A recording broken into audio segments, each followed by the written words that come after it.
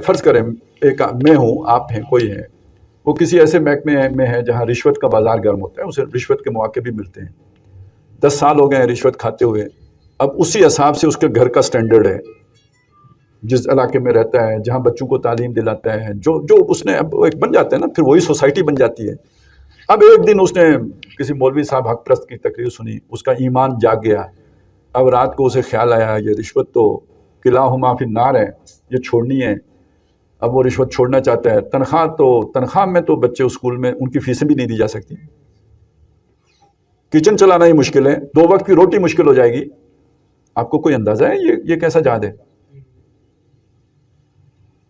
ہم نے لوگ پاگل ہوتے دیکھیں، میں آپ کو صحیح بات بتا رہا ہوں، پاگل ہوتے دیکھیں اس جہاد میں.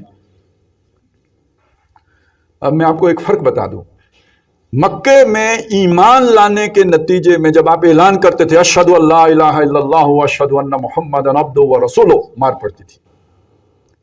آج جائیں ادھر کھڑے ہو کے نعرے ماریں لا الہ، لوگ جلیبی لے کے آ جائیں گے. لیکن آپ کہیں میں اسلام پر عمل کروں گا، وہی مار آج بھی ہے. اور یہ مار مارنے کے لیے تھانے دار نہیں آئے گا، آپ کے اپنے لوگ بھی نہیں آئیں گے، عزیز و اقارب آئیں گے. آپ کی والدہ کہیں گے اس کا دماغ خراب ہو گیا، کسی نے جادو. بچہ میرا بہت لائق تھا، اتنے مہینے کے بعد کمائی کر کے آتا تھا، یہ کسی مولوی نے جادو کر دیا ہے، بس اتنے سرے لے کے آتے. بیوی کہے گی میں نے تو سیٹ سے شادی کی تھی، کنگلے سے نہیں کی تھی. یہ سننا پڑے گا پھر. نہیں، مجھے یہ روز مرنے والا جہاد ہے یا نہیں ہے؟ روز مرنے والا جہاد ہے. اور اگر ایمان ہو، یہ اس جہاد کو بائی پاس کر سکتا ہے؟ نہیں کر سکتا. ہاں، آپ کو بہلاوے میں لگایا جاتا ہے. بہلاوا کیا ہے؟ نماز کے بعد ایک دفعہ آیت الکرسی پڑھ لو، جنت ہے.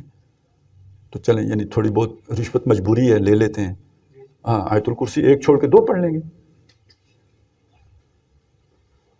صبح فجر کی نماز پڑھ کے گھر نہیں جانا، مسجد میں بیٹھے رہنا، اشراق پڑھ کے جانا، کل والے سارے گناہ صاف، بالکل صاف، چھٹی ہو گئی. تو آپ کو کیا تکلیف ہے وہ والا مشکل جہاد کرنے کی؟ ٹھیک ہے نا، یہ بس اتنا سارا ہی وقت لگانا ہے، پچھلے دن کے سارے گناہ چھٹی ہو گئے، معاف ہو گئے. اور بھائی یہ ساری باتیں حق ہیں، صحیح ہیں، لیکن ان کا تناظر یہ نہیں ہے. وہ بندہ جو خلوص اور اخلاص کے ساتھ وہ جہاد کر رہا ہے، وہ اندر والا جہاد، برائیاں بس پڑتے چھوڑے ہوئے ہے، کہیں غلطی سے، کہیں غفلت سے، کسی وقت جذبات کی شدت سے کوئی اونچ نیچ ہو جاتی ہے، وہ گناہ معاف ہو جاتے ہیں. وضو کرنے سے اور اشراق پڑھنے سے اور آیت الکرسی پڑھنے سے. یہ جان بوجھ کر بغاوت کرنے سے والے گناہ نہیں معاف ہوتے توبہ کے بغیر. اور جو آیت ہمیں مشکل لگے وہ کہتے ہیں ہم یہ یہودیوں کے لیے آئی ہے. وہ یہودی کسی اور خدا نے بنائے ہیں؟ نہیں، مجھے یہ بتائیں یہودی کس نے بنائے ہیں؟ تو اللہ کے ضابطے ان کے لیے ہو رہے ہیں، ہمارے لیے ہو رہے ہیں. جن میں پیغمبروں کا تار ٹوٹا ہی نہیں، انی فضلتکم علی العالمین، وہ کام کریں تو ان کے لیے تو سزا ہو، ہم وہ کام کریں تو ہم بچے بچائیں. تو یہ انہی والے خناس ہے یا نہیں؟ جیسے وہ کہتے تھے ہمیں نہیں پوچھا جائے گا، آگ میں گنتی کے دن ڈالے چند دن ڈالیں گے وہ. تو کیا ان کو کہا؟ ان کی بھی یہی روش تھی. انہیں کہا بلا من کسب سیئۃ، کیوں نہیں، جس نے ایک بھی گناہ کبیرہ کا ارتکاب شروع کر دیا، وَأَحَاطَتْ بِهِ خَطِیَّتُهُ، اس گناہ نے اس کو گھیر لیا، فَأُولَٰئِکَ أَصْحَابُ النَّارِ هُمْ فِیہا خَالِدُونَ. یہ یہودیوں کے لیے ہے، تو آپ کے لیے کیا ہے؟ جنت. تو پھر یہودی تو آج بہتر پوزیشن میں ہیں، ہم برے پوزیشن میں کیوں آ گئے؟ یہ دنیا ہمارے لیے کیوں دوزخ بنا دی گئی ہے؟ اس لیے بنائی گئی ہے. یہ بھی یہودیوں کے لیے تھا. افتؤمنون ببعض الکتاب وتکفرون ببعض، کیا تم کتاب کے بعض کو مانتے اور بعض کو نہیں مانتے؟ کیا مطلب ہے اس کا؟ اس کا یہ مطلب بعض پر عمل کرتے اور بعض پر عمل نہیں کرتے. فما جزاء من يفعل ذلك منكم الا خزي في الحیات الدنیا، جو کوئی تم میں سے یہ کرے کہ اللہ کے کچھ احکامات مانے اور کچھ نہ مانے، اس کی کوئی سزا نہیں ہے سوائے اس کے کہ دنیا میں اللہ اسے ذلیل کرے. وَيَوْمَ الْقِيَامَةِ يُرَدُّونَ إِلَىٰ أَشَدِّ الْعَذَابِ، اور قیامت کے دن اسے سب سے زیادہ سخت عذاب میں ڈالے. دنیا میں آج ذلیل کون ہے؟ تو کیوں ہے؟ یہ وجہ ہے. لیکن ہم آنکھیں بند کر کے رکھیں گے, ہم جوش کا مظاہرہ کریں گے, یہ نہیں دیکھیں گے کہ اللہ تعالیٰ ہمیں کیا کہہ رہا ہے, نہیں سنیں گے.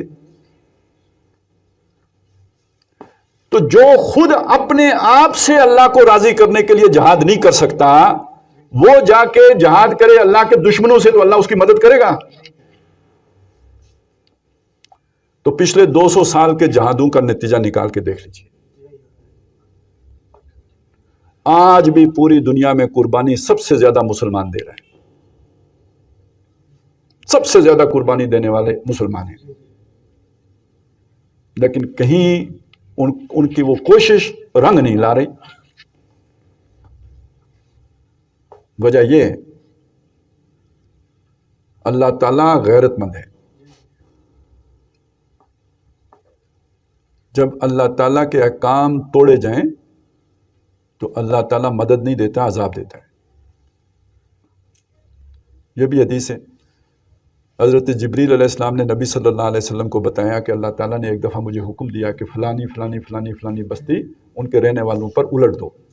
تو حضرت جبریل فرماتے ہیں, میں نے عرض کی یا باری تعالیٰ, ان بستیوں میں سے ایک بستی میں تیرا ایک ایسا بندہ بھی رہتا ہے جس نے پوری زندگی کبھی پلک جھپکنے کی دیر برابر بھی معصیت نہیں کی ہے. اس سے زیادہ نیک آدمی کا آپ تصور نہیں کر سکتے. اللہ نے فرمایا اس پر بھی پلٹو, باقیوں پر بھی پلٹو. وجہ بتائی, میری غیرت میں کبھی اس کا چہرہ متغیر نہیں. وَاتَّقُوا فِتْنَةً لَا تُصِيبَنَّ الَّذِينَ ظَلَمُوا مِنْكُمْ خَاصَّةً. اس فتنے سے ڈرو جو تم میں سے صرف ظالموں کو اپنی لپیٹ میں نہیں لے گا, گیہوں کے ساتھ پھر گن بھی پیسے گا. جو اس وقت دنیا کے حالات ہیں, مسلمان اس لپیٹے میں آئے ہوئے ہیں, یہ میں آپ کو بتا دیتا ہوں. اگرچہ کہ آگے اچھے دن بھی آئیں گے, لیکن ابھی جو کچھ بھی ہے وہ یہ لپیٹا ہے. اور یہ اللہ تعالیٰ کے ساتھ جو ہم نے غداری کی ہوئی ہے, یہ اس کے نتائج ہیں جو نکل رہے ہیں. یہ جہاد کا, حضور صلی اللہ علیہ وسلم سے پوچھا گیا, ای الجہاد افضل یا رسول اللہ, اللہ کے رسول صلی اللہ علیہ وسلم سب سے افضل جہاد کون سا ہے؟ حضور نے فرمایا ان تجاہد نفسک لطاعت اللہ, تو جہاد کرے اپنے نفس کے ساتھ کہ اس کو اللہ کا فرما بردار بنا دے. اس کو آپ بائی پاس کیسے کر سکتے ہیں؟ اور ہم کیے ہوئے. آج شریعت پر عمل کرنا انگارہ ہاتھ میں پکڑنا ہے, اور اس پر کہیں سے کوئی تعدیبی کاروائی باہر سے نہیں ہوگی, اندر گھر سے ہوگی. چھوڑا نہیں غیروں نے کوئی ناوے کے دشنام, چھوٹی نہیں اپنوں سے کوئی طرز ملامت. وہ کہیں گے یہ نکو ہو گیا, یہ کسی کام کا نہیں رہا, تھا لائق تھا لیکن بالکل نکما اور ہڈ حرام اور کما پجیا. یہ سننا پڑے گا. تو اللہ کے لیے سنیں. اگر اس وقت لوگوں نے سنی ہے اذیت ناک باتیں تو آپ کو بھی سننی پڑیں گی, لیکن اگر یہ کریں گے تو شریعت پر عمل کریں گے تو سننی پڑیں گی. اگلی بات یہ, اچھا یہ جو پورا معاشرہ ہے نا, یہ جتنے رشتہ دار ہیں, یہ اب سپورٹ کس کی کر رہے ہوں گے؟ اللہ کی سپورٹ کر رہے ہیں یا اپنے نفس کی سپورٹ کر رہے ہیں؟ جو آپ کی نفسانی خواہشات ہیں ان کو سپورٹ دے رہے ہیں نا, یہ ان کے سپورٹر ہو گئے. تو آپ کے نفس کو تقویت دینے والے یہ آپ کا معاشرہ سارا ہو جاتا ہے. اور اگلی بات, اس نفس میں کوئی پھونکے بھی مارتا ہے یا نہیں مارتا ہے؟ وہ کون ہے؟ شیطان.